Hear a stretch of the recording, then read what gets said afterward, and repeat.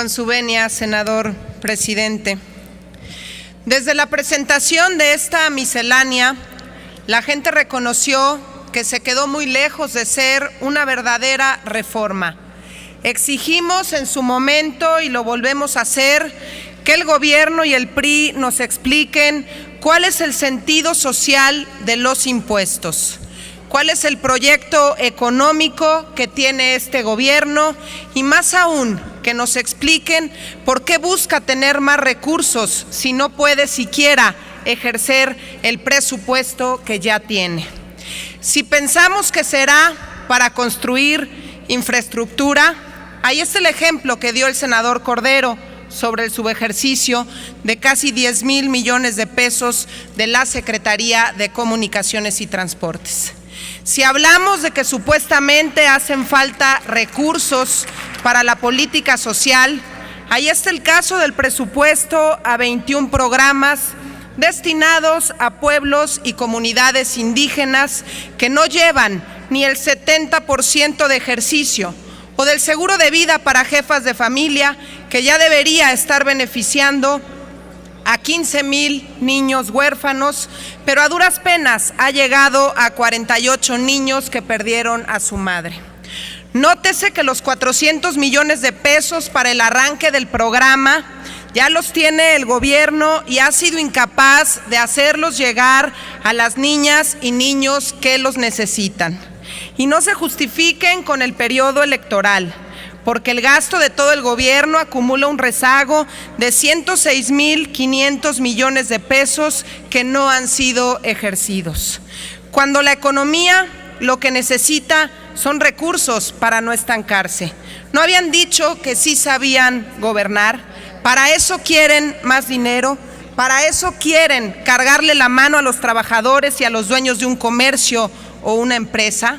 Este bodrio fiscal ni es una reforma, ni es redistributiva, ni abona para que el país sea más competitivo. Lo que sí hace, y lo hace bien, es pegarle a los mismos de siempre. Es un engaño que no vaya a afectar a los que menos tienen, porque sí va a reducir las oportunidades de empleo. Sí va a obligar a muchos negocios a cerrar sus puertas y va a generar inflación que a quien más golpea es a los que menos tienen. Esta miscelánea contiene además elementos sumamente regresivos y por eso voy a presentar una serie de reservas. El primer caso es el que tiene que ver con restringir la deducibilidad de prestaciones. Se pretende que los vales de despensa solo sean deducibles si se entregan a través de monederos electrónicos. Lo que va a lograr la reforma con esta medida, con este condicionamiento, es que en lugar de permitirle a los trabajadores, especialmente a los que menos ganan, transaccionar sus vales con la posibilidad de tener un poco más de efectivo para pagar servicios, se les estará obligando a adquirir bienes que ni siquiera son de primera necesidad. En realidad, la medida en nada beneficia a la hacienda pública, pero sí afecta a las familias de menores ingresos.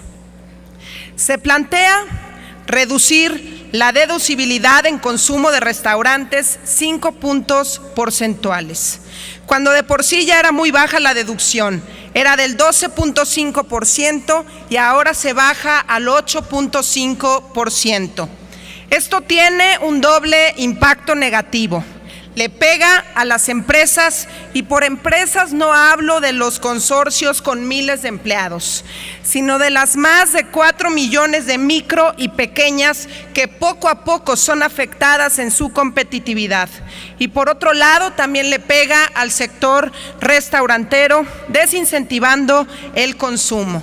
La Canirac y la Asociación Mexicana de Restaurantes prevén pérdidas anuales por 10,000 millones de pesos.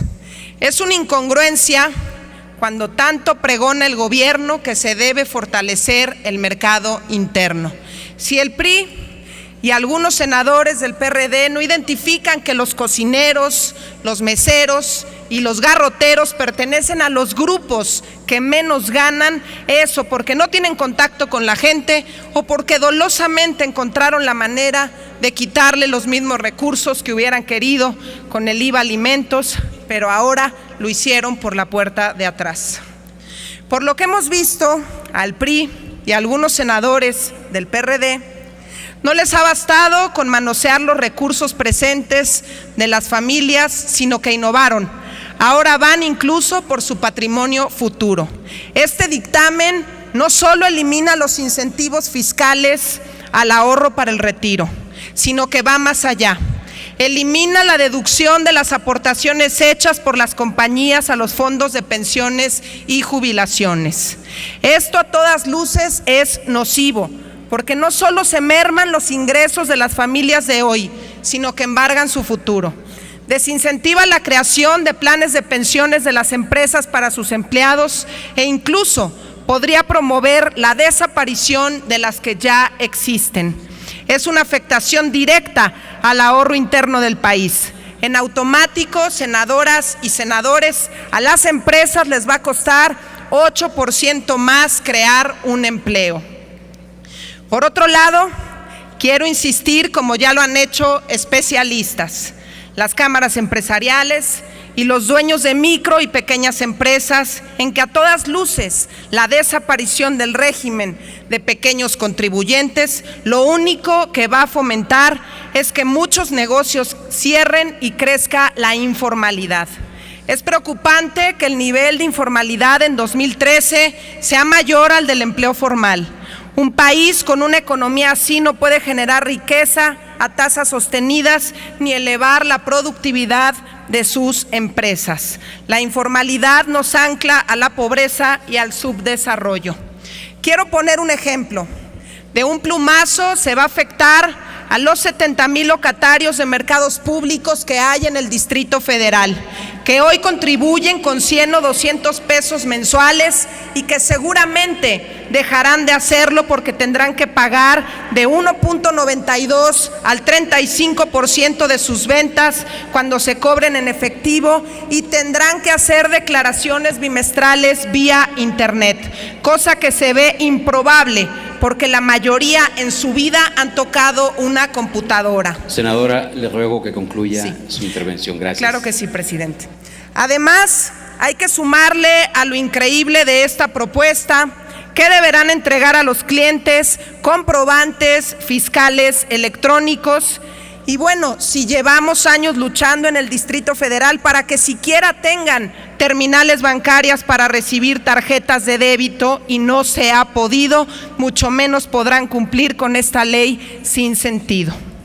Si no han podido implementar una medida para tener más ingresos, mucho menos lo harán para cumplir con algo que les va a quitar sus recursos.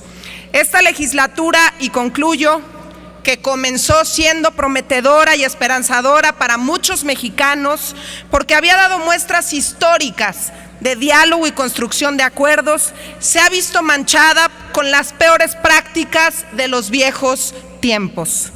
Espero que alguno de los senadores que van a votar esta reforma a favor, esta reforma fiscal, pueda subir aquí y tener el valor de decirle a los ciudadanos en qué momento esta legislatura abandonó la altura de miras para hundirse en la más deplorable sumisión legislativa. Por todo esto, mi voto será en contra. Es cuanto, presidente. Gracias.